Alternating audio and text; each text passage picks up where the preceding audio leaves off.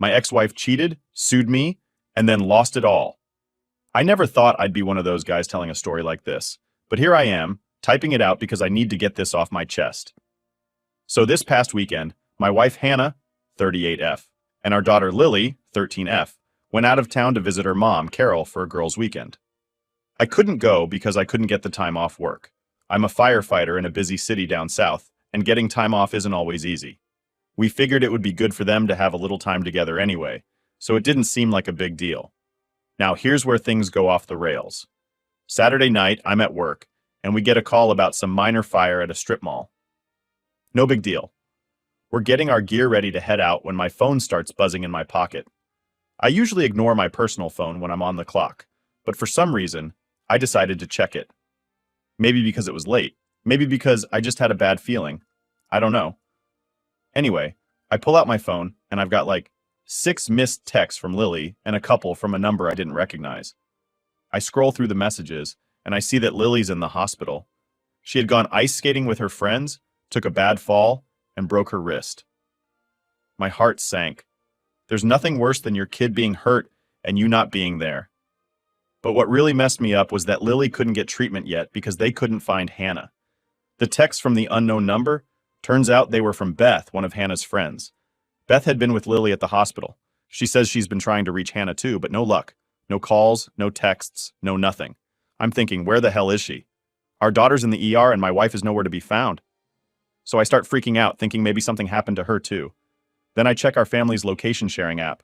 You know, the one where you can see where your family members are at all times. Hannah and I had set it up mostly for safety reasons, since we're not always together with my work and her visiting family all the time. I pull up her location, and sure enough, it shows she's not at her mom's place. She's not even anywhere near the hospital. She's at a hotel. At this point, I'm standing there in the firehouse, staring at my phone like I just got hit in the face. I'm looking at the screen, looking at the clock. It's been hours since Lily went to the hospital. Hours. And Hannah's chilling at some hotel like nothing's happening. I'm pissed. No, scratch that. I'm furious. But I still try to stay calm because I need to make sure Lily's okay first. I called Beth, and thank God she picked up. She tells me Lily is doing all right, but they can't do anything without the insurance info, which only Hannah has.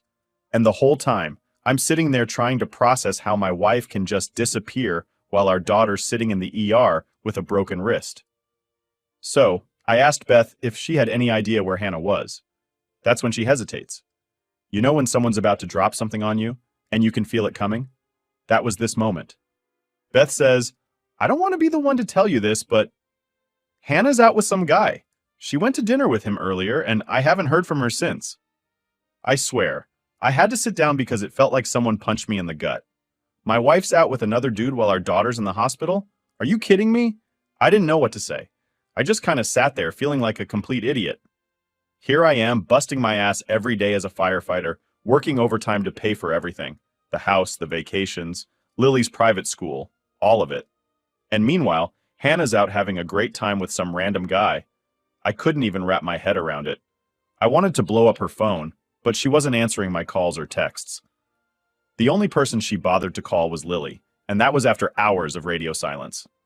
She didn't even try to come back to the hospital. Beth ended up taking Lily back to her grandmother's after she finally got a cast on her arm. The worst part? Beth sends me this text after dropping Lily off, and I'll never forget it. She said, I'm sorry you had to find out this way about Alex. I thought you knew. About Alex? Who the hell is Alex? I didn't know anything about some Alex. Apparently this guy had been in the picture for a while. Beth said this wasn't the first time Hannah had snuck off to see him whenever she went back to visit her mom. Every time I couldn't go with them, she'd meet up with him. It's like I'd been working all these extra hours thinking I was giving them the life they deserved, and meanwhile, Hannah's been sneaking off with this dude behind my back. I felt like the biggest fool on the planet. By the time my shift ended, I didn't even want to go home. I drove around for a while just trying to think about what the hell I was supposed to do next.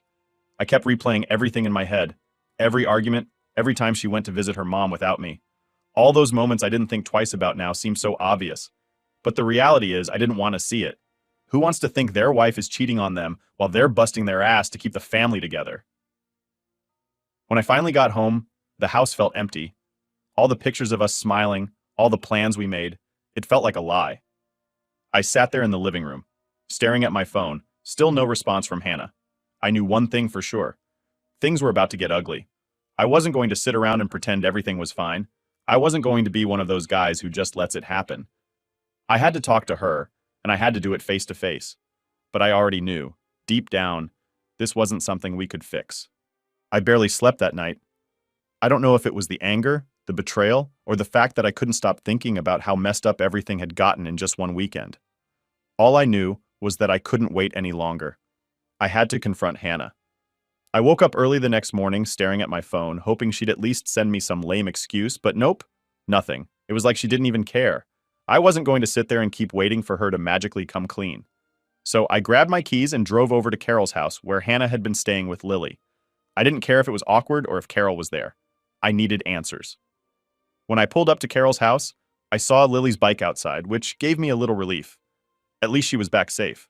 But then I noticed Hannah's car parked a few houses down, like she didn't want anyone to know she was there.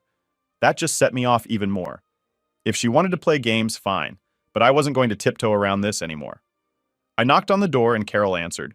She looked surprised, probably because she wasn't expecting me to show up unannounced. "Oh, hey, Mark," she said, with that awkward smile people do when they know something's wrong but don't want to get involved. "Where's Hannah?" I asked straight up, not interested in small talk.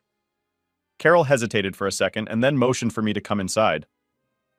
"She's upstairs with Lily," she said quietly, like she didn't want to be part of whatever was about to go down. I didn't blame her. I marched upstairs, and as soon as I got to the door of the guest room, I heard voices. Lily was talking to Hannah about her wrist, and it sounded like everything was perfectly normal. That pissed me off even more. I opened the door and both of them looked at me, surprised. Lily smiled and said, "Hey, Dad," like everything was fine. But Hannah, she just froze. She knew why I was there. I tried to keep it together for Lily's sake. "Hey, sweetie, how's your wrist?" I asked, trying to sound calm. "It's okay, it still hurts a bit, but the cast helps," she said, showing off the bright pink cast she'd picked out. I smiled, but my heart wasn't in it. My mind was on Hannah. "Can I talk to your mom alone for a minute?" I asked Lily. She didn't seem to pick up on the tension and nodded, heading downstairs. As soon as she was gone, I shut the door and turned to Hannah. "What the hell is going on?" I asked, keeping my voice low but firm. "You disappear while our daughter's in the ER, and I know about the hotel, Hannah." Hannah's face turned pale and she looked down at her hands like a kid who just got caught stealing candy. "Mark, I'm sorry," she started, but I cut her off. "Sorry? That's all you've got? You're sorry?" My voice was starting to shake from anger, but I tried to stay calm. "Who's Alex, and how long has this been going on?" She bit her lip and wouldn't meet my eyes. "It's not what you think." "Bullshit," I snapped. "I know exactly what it is. You've been sneaking around with him every time you come here without me, so don't even try to play dumb." That's when she finally broke. "Okay, yes, I've been seeing Alex, but it's complicated, Mark. I didn't plan for this to happen." I laughed, but it wasn't because it was funny. "Complicated? You were screwing another guy while I was working overtime to pay for this family. What's complicated about that?" She flinched like I'd slapped her, but I didn't care. She needed to hear it. "How long?" I demanded again. "Tell me the truth." "A few months," she said quietly, still not looking at me. "A few months?" I could feel the rage boiling up inside me. "So while I'm working 60-hour weeks, thinking everything's fine, you're off having an affair?" She finally looked up, her eyes filled with guilt, but I wasn't about to let her play the victim. "I didn't want it to be like this, Mark. I wasn't happy, okay? You're always at work, and when you're home, you're exhausted. I needed something else." I couldn't believe what I was hearing. "So instead of talking to me, you just decided to cheat. You decided to blow up our entire family because you needed something else." She started crying then, but it didn't make me feel any better. I'd seen her cry before, and it always worked in the past. But this time, I wasn't falling for it. "I didn't mean for it to go this far," she sobbed. "I thought maybe it was just a phase, but what? It wasn't a phase, was it? You were going to keep sneaking around until you got caught, right?" She didn't answer. That's when I knew I was right. She never planned on telling me. If Lily hadn't broken her wrist, if Beth hadn't told me, I'd still be in the dark. "So what now?" I asked, my voice flat. "You think we can just pretend like this didn't happen? You think I'm just going to let this slide?" Hannah wiped her eyes and shook her head. "I know I messed up, but I don't want to lose you. I don't want to break up our family." I stared at her, not believing what I was hearing. "Hannah, you already broke it. There's nothing left to save." For a moment, she looked like she was going to argue, but then she just nodded, defeated. What do we do now? She whispered. I sighed, feeling a mix of exhaustion and anger. We get a divorce. That's what we do. Her eyes widened. You can't be serious. I'm dead serious, I interrupted. I'm not going to stay married to someone who cheats on me and doesn't even have the decency to own up to it. I'll talk to a lawyer. We'll figure it out. Hannah sat there, stunned, as I turned and left the room. I didn't want to look at her anymore. The person I thought I knew, the person I thought I could trust, was gone. I went downstairs, and Lily was sitting at the kitchen table with Carol, eating a bowl of cereal like nothing was wrong. I smiled at her, trying to hide the storm brewing inside me. I knew I had to keep it together for her sake. Whatever was coming next, I had to be strong for her. Update 1. After leaving Carol's house, I drove around for what felt like hours. I didn't know where I was going or what I was supposed to do next. My mind was racing, thinking about everything Hannah had said. I kept hearing her excuses over and over in my head. I wasn't happy. Like that made it okay. Like that somehow gave her permission to ruin everything we built together. When I finally got home, I just sat in my car for a minute, staring at the house. It was weird.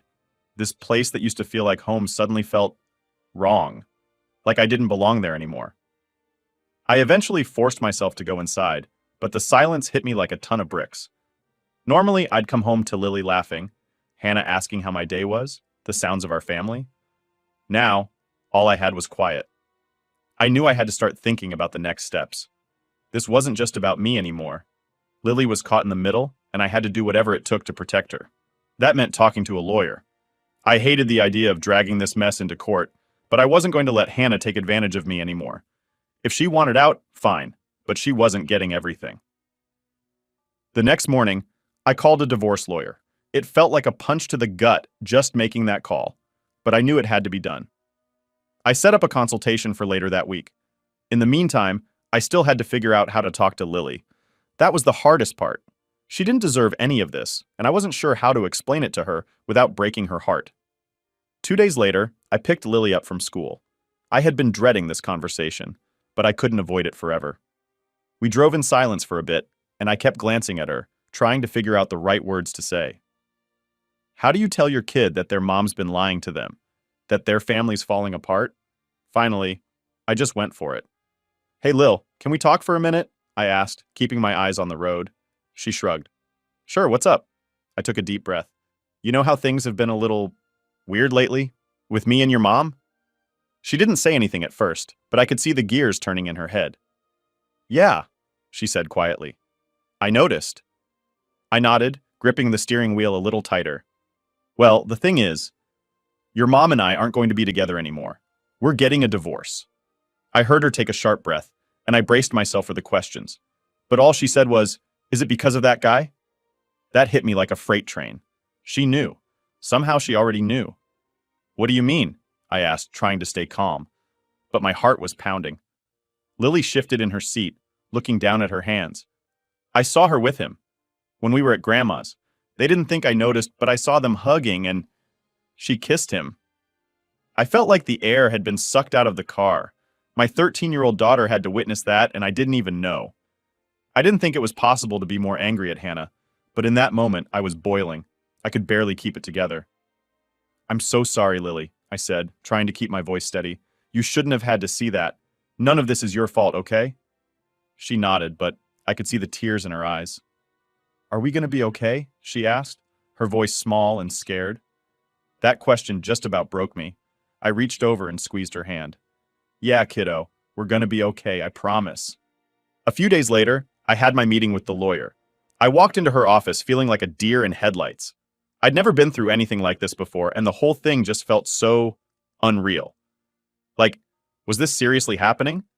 Was I really about to start a divorce? The lawyer, Michelle, was sharp. She didn't mess around and got straight to the point. So, Mark, I understand you're looking to file for divorce. Tell me what's been going on. I didn't hold back. I told her everything. How I found out about Hannah's affair, how she'd been seeing this Alex guy for months behind my back, how she wasn't even there when Lily needed her at the hospital. Michelle listened quietly, nodding as I went on. When I was done, she leaned back in her chair and sighed. Well, it sounds like you've got a pretty solid case, she said. The fact that she's been unfaithful could work in your favor, especially when it comes to custody. That word, custody, hit me like a ton of bricks. I hadn't even really thought about it until then. This wasn't just about splitting up our stuff and going our separate ways. This was about Lily, my daughter, the person I loved more than anything in the world. What do you think my chances are? I asked, trying to keep the panic out of my voice. Michelle gave me a reassuring smile. Based on what you've told me, I think you have a good shot at getting primary custody. You're the stable parent here. You've been the one working, providing for the family, and Hannah's actions show that she's not exactly putting your daughter's best interests first. I nodded, feeling a small wave of relief. What about the house, the bills? How's that going to work? She laid it all out for me. How we'd have to divide everything, how I'd probably have to pay Hannah some spousal support for a while, but that we could negotiate the terms. It wasn't going to be easy, but it was doable. As I left her office, I felt a strange mix of emotions. Relief, anger, sadness. It was all swirling around in my head. But I knew one thing for sure. I wasn't going to let Hannah walk all over me anymore. I was going to fight for my daughter, and I wasn't going to let her destroy what was left of our lives. That weekend, Hannah finally came to pick up her things from the house. I had been dreading it all week, but it had to happen sooner or later. She pulled into the driveway with Alex. Of course, she didn't even have the decency to come alone. I stood by the door as they got out of the car, trying to keep my cool. Lily was with her friend, thank God, so she didn't have to see this. Hannah barely looked at me as she walked past, heading straight for the bedroom to pack up her stuff. Alex stood awkwardly by the car, not sure what to do with himself. I didn't care enough to acknowledge him. As she packed, I could feel the tension building in the house. I wanted to scream at her, tell her how much she had hurt me. But what was the point? She wasn't the person I thought she was anymore. When she finally came downstairs, bags in hand, she looked at me for the first time. "I'm sorry," she said quietly. I stared at her for a moment, then shook my head. "No, you're not." And with that, she left. Just like that, years of marriage, of building a life together, were over. Update 2. So the day finally came. I didn't expect it to happen so fast, but Hannah had filed for spousal support and we were headed to court. I wasn't thrilled about it, but I also wasn't going to roll over and let her take everything. She had already packed up her stuff and moved in with Alex, but apparently that wasn't enough. Now she wanted money. My money. The same money I'd been working overtime to make while she was off sneaking around behind my back. I wasn't having it. The morning of the court hearing, I woke up feeling anxious as hell. I kept going over everything in my head, trying to remember what the lawyer had told me to do, what documents I needed to bring. I had spent the night before printing out bank statements, bills, text messages, anything that would show I wasn't some deadbeat. I got to the courthouse early. The place was buzzing with people, mostly other couples fighting over who got what, and you could feel the tension in the air. I waited outside the courtroom for what felt like forever, just sitting there, going over my stack of paperwork. Then Hannah showed up. She walked in like she owned the place, Alex trailing behind her. He didn't come into the courtroom, thank God, but just knowing he was there put me on edge. It took everything in me not to say something, but I bit my tongue. Today was about getting this done the right way. Not for her, not for Alex, but for Lily. Hannah didn't even look at me. She just sat down on the opposite side of the room, scrolling through her phone like none of this even mattered. It was like she wasn't even taking this seriously. Then the judge walked in, and it was time to get down to business. The first part of the hearing was just going over the basics. Our names, dates of birth, when we got married, all that stuff. I zoned out for most of it, just staring at the judge, trying to figure out if they were the type to side with me or if I was about to get screwed. Finally, the judge got to the spousal support part. "So, Mrs. Hart," the judge said, looking at Hannah, "you're asking for monthly support payments?" "Yes, Your Honor," she replied, in the fakest, sweetest voice I've ever heard. It was like she'd been practicing her poor me act in front of a mirror. "And can you explain why you believe you're entitled to spousal support?" Hannah took a deep breath, like she was about to give the performance of her life. "Well, Your Honor, I've been a stay-at-home mom for most of our marriage. Mark has been the one working while I took care of our daughter and managed the household. Now that we're separated, I don't have an income, and I need help to get back on my feet." I almost laughed out loud. Managed the household? The only thing she managed was sneaking around with Alex and making sure I was working hard enough to pay for her little vacations. But I kept my mouth shut. The judge nodded, writing down notes, and then looked at me. "Mr. Hart, do you have anything to add?" This was it, my chance to finally lay it all out. I pulled out the stack of papers I had printed and handed it to the judge. "Your Honor, I've been the sole provider for my family for years, yes, But my wife hasn't exactly been the stay-at-home mother she's making herself out to be. While I was working overtime, she was carrying on an affair. I have evidence here that shows she was spending money on hotels and restaurants, and I believe that should be taken into account when considering her request for spousal support. The judge looked through the papers, flipping through the highlighted transactions, and I could see them nodding slightly. Hannah squirmed in her seat but didn't say anything. Furthermore, I continued, I've been paying for everything. The mortgage, the utilities, Lily's school fees, even the groceries. I'm not refusing to help her, but I don't think it's fair for her to get spousal support on top of what I've already been doing when she's the one who chose to leave. I could see Hannah's lawyer whispering in her ear, probably trying to come up with some kind of defense, but it was too late. The judge looked back at her. Mrs. Hart, do you have a response? Hannah stammered for a second before saying, Your Honor, the affair is irrelevant. We're here to discuss the financial situation, and I still need support to maintain my standard of living. I couldn't believe what I was hearing. She thought she deserved the same standard of living she had while we were married, while she was living with Alex. It was like I was living in some alternate reality. The judge shook their head. The affair may not be relevant to the financial situation directly, but it does speak to the circumstances of your separation. I'll take everything into consideration and make my decision shortly. The courtroom was silent as the judge looked over the documents, and I could feel my heart racing. This was it. Whatever the judge decided would shape the rest of my life, financially at least. I glanced over at Hannah, who was still scrolling through her phone like she couldn't care less. That's when I realized that no matter what the judge said, I had already won in a way. She didn't care about us, about me, or even Lily. Not really. She was only in it for herself. Finally, the judge spoke. Mr. Hart, given your role as the primary provider and the circumstances surrounding the separation, I'm going to deny Mrs. Hart's request for ongoing spousal support. Hannah's face dropped. I could see her mouth open slightly like she was about to protest, but she didn't. The judge wasn't done yet. However, the judge continued, I will order a one-time payment to assist Mrs. Hart with transitional expenses, but beyond that, both parties will be responsible for their own financial futures. I felt this massive weight lift off my shoulders.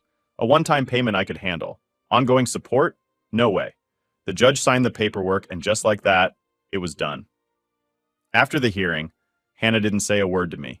She just stormed out of the courtroom with her lawyer, probably going to complain about how unfair everything was. I didn't care. I had done what I needed to do.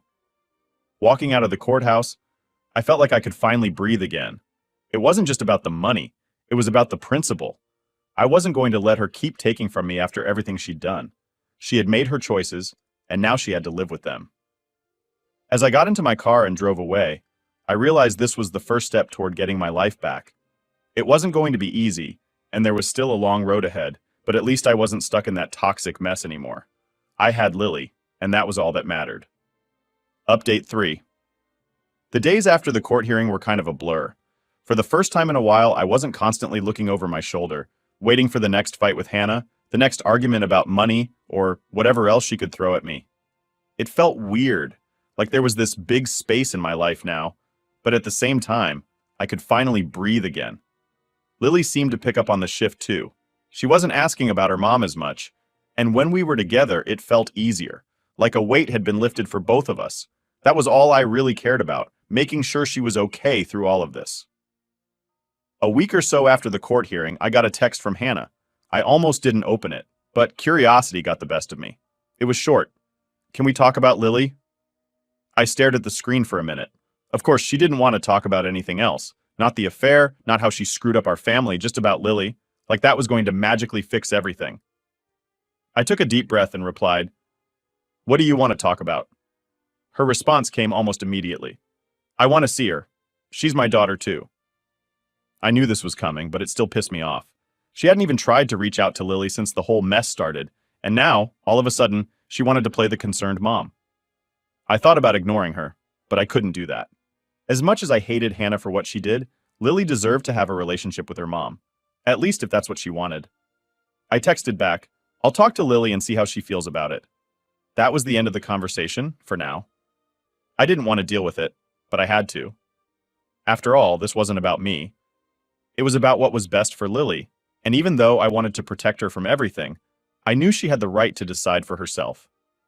That evening, I sat down with Lily after dinner. We were watching one of those true crime shows she's weirdly obsessed with, and I figured now was as good a time as any to bring it up. "Hey, Lil," I said, turning the volume down.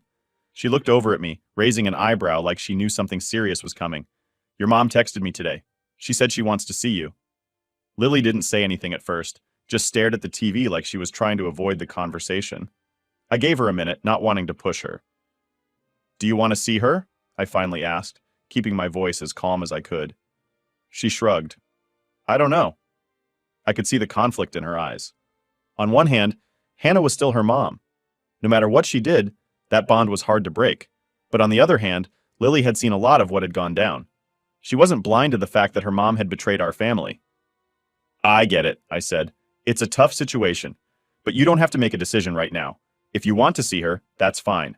If not, that's fine too. It's up to you." Lily nodded, but she still didn't look at me. "What if she just does it again?" she asked quietly. My heart broke a little hearing her say that. No kid should have to worry about their parents screwing them over again. But I couldn't lie to her. I couldn't promise her that Hannah wouldn't let her down again, because honestly, I didn't know. "I don't know, Lil," I said, being as honest as I could. "But if she does, I'll be here. Always. I'll never let you down." That seemed to be enough for her. She nodded again, and we went back to watching our show. But I knew that conversation wasn't over. It would come up again, probably sooner than later. I just had to be ready when it did. A few days later, I got another text from Hannah, this time asking when she could see Lily. She wasn't messing around. I told her to hold on while I talked to Lily again. "Mom wants to see you," I told Lily, trying to sound casual, like it wasn't a big deal, even though it felt like one. Lily thought about it for a minute and finally said, "I guess I can see her, but I don't want to go alone." I wasn't expecting that, but it made sense. "Okay, we can do that. I'll be there too.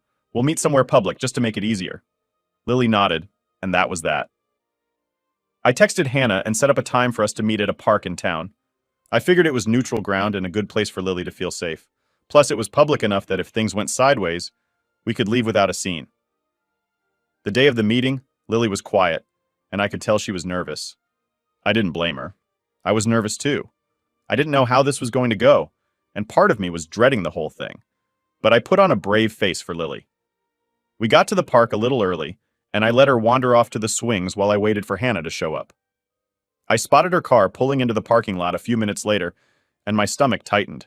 She got out, looking like she had tried a little too hard to look normal, but it didn't fool me. I could see the tension in her shoulders, the way she kept adjusting her jacket. She walked over, and I waved her over to the bench where I was sitting. I could see her scanning the park for Lily, and when she spotted her on the swings, she smiled, but it didn't reach her eyes. "Hi," she said awkwardly, sitting down next to me. "Hey," I replied, not really wanting to make small talk. There was an awkward silence for a minute before she finally asked, "How is she?" I shrugged. "She's fine. She's strong." Hannah nodded, biting her lip like she didn't know what to say. After another minute of silence, she asked, "Do you think she'll want to talk to me?" I looked over at Lily, who was still swinging, her face focused but calm. "I don't know," I said honestly, "but she's here. That's a start." Hannah looked over at Lily too, and for a split second, I could see real sadness in her eyes. Maybe she regretted everything. Maybe she was just sad she got caught. I wasn't sure, and honestly, I didn't care anymore. What mattered was Lily. After a few more minutes of awkward small talk, I called out to Lily. "You ready to come talk?" She got off the swing and walked over slowly, like she was testing the waters. I could see Hannah light up as she got closer, but Lily kept her distance. "Hi, sweetie," Hannah said softly. "I've missed you so much." Lily just nodded. "Hi, Mom." The rest of the conversation was short and to the point. Lily didn't say much, but she didn't seem angry either, just distant. I guess that's the best way to describe it. She wasn't ready to forgive, but she wasn't shutting her out completely either. When it was over, we said our goodbyes, and as I watched Hannah walk back to her car, I felt nothing. No anger, no sadness, just nothing. It was like I had finally let go of all the baggage. We drove home in silence, but this time it wasn't the heavy kind of silence. It felt lighter, like maybe, just maybe, we were going to be okay after all.